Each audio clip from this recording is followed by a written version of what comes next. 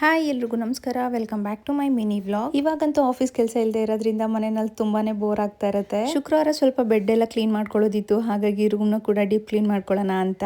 ಸಣ್ಣ ಸಣ್ಣ dust particles ಎಲ್ಲ ಹಂಗೆ ಇರುತ್ತಲ್ವಾ, ಹಾಗಾಗಿ ರೂಮು, ಕಿಟಕಿಗಳು ಮತ್ತೆ ಫ್ಯಾನ್ಗಳನ್ನೆಲ್ಲ ಕಂಪ್ಲೀಟ್ ಆಗಿ ಡೀಪ್ ಕ್ಲೀನ್ ಮಾಡ್ಕೊಂಡೆ. ಇನ್ನೇನು ಡೆಲಿವರಿ ಡೇಟ್ ಕೂಡ ಹತ್ರ ಬಂತಲ್ವಾ, ಮತ್ತೆ ಮಗು ಎಲ್ಲ ಬಂದ್ಮೇಲೆ ಅದನ್ನೆಲ್ಲ ಕ್ಲೀನ್ ಮಾಡ್ಕೊಳ್ಳೋದಿಕ್ ಆಗಲ್ಲ ಅಂತ.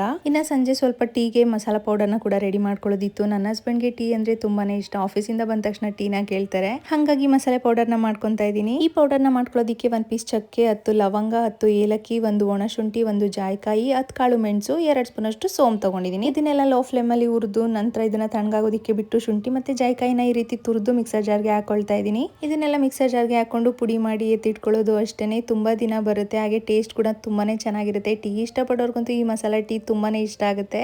ಇನ್ನ ಟೀ ಜೊತೆಗೆ ಏನಾದ್ರು ಸ್ನಾಕ್ಸ್ ಮಾಡ್ಕೊಳ್ಳೋಣ ಅಂತ ಹೇಳಿ ಪುದೀನ ಮಕನ ಫ್ರೈ ಮಾಡ್ಕೊಂತಾ ಇದೀನಿ. ಪುದೀನಾನ ನೀರಲ್ಲಿ ಚೆನ್ನಾಗಿ ತೊಳೆದು ಈ ರೀತಿ ಬಟ್ಟೆನಲ್ಲಿ ಒರೆಸಿ ನಂತರ ಏರ್ ಫ್ರೈಯರ್ ನಲ್ಲಿ ಇಟ್ಟು ಅದನ್ನ ಕಂಪ್ಲೀಟ್ ಆಗಿ ಡ್ರೈ ಮಾಡ್ಕೊಂತಾ ಇದೀನಿ. ನಂತರ ಇದನ್ನ ಕೈಯಲ್ಲಿನೇ ಈ ರೀತಿ ಪುಡಿ ಮಾಡ್ಕೊಳ್ಳೋದು. ನೀವು ಬೇಕಂದ್ರೆ ಡ್ರೈ ಪುದೀನ ಪೌಡರ್ ನ ಕೂಡ ಹೊರಗಡೆಯಿಂದ ತಗೊಂಡ್ ಬರ್ಬೋದು. ಮತ್ತೆ ಒಂದು ಪ್ಯಾನ್ ಗೆ 1 ಸ್ಪೂನ್ ತುಪ್ಪ ಹಾಕಿ ಮಕನನ 2 ನಿಮಿಷ ಫ್ರೈ ಮಾಡ್ಕೊಂಡು ಮತ್ತೆ 2 ಸ್ಪೂನ್ ತುಪ್ಪನ ಹಾಕಿ ಪುದೀನ ಪೌಡರ್, ಉಪ್ಪು, ಕಾಳು ಮೆಣಸು, ಚಾಟ್ ಮಸಾಲ ಹಾಕಿ ಇದನ್ನೆಲ್ಲ ಚೆನ್ನಾಗಿ ಈ ರೀತಿ ಮಕನಗೆ ಮಿಕ್ಸ್ ಮಾಡ್ಕೊಂಡು ಮತ್ತೆ 2 ನಿಮಿಷ ಫ್ರೈ ಮಾಡ್ಕೊಂಡು ಕ್ರಿಸ್ಪಿ ಆಗೋವರೆಗೂ ಹುರ್ಕೊಳ್ಬೇಕಾಗುತ್ತೆ. ಈ ಮಕನ ಫ್ರೈ ಕೂಡ ತುಂಬಾನೇ ಟೇಸ್ಟಿಯಾಗಿ ಬಂದಿತ್ತು. ಇನ್ನ ನಾರ್ಮಲ್ ಆಗಿ ನಾವು ಯಾವ ರೀತಿ ಟೀ ಮಾಡ್ಕೋತೀವೋ ಅದೇ ರೀತಿ ಟೀ ಮಾಡ್ಕೊಂಡು ಅದಕ್ಕೆ ಸ್ವಲ್ಪ ಮಸಾಲಾ ಪೌಡರ್ನ ಹಾಕೊಂಡು ಸ್ನಾಕ್ಸ್ ಮತ್ತೆ ಟೀನ ಕೊಟ್ಟಿದ್ದೆ.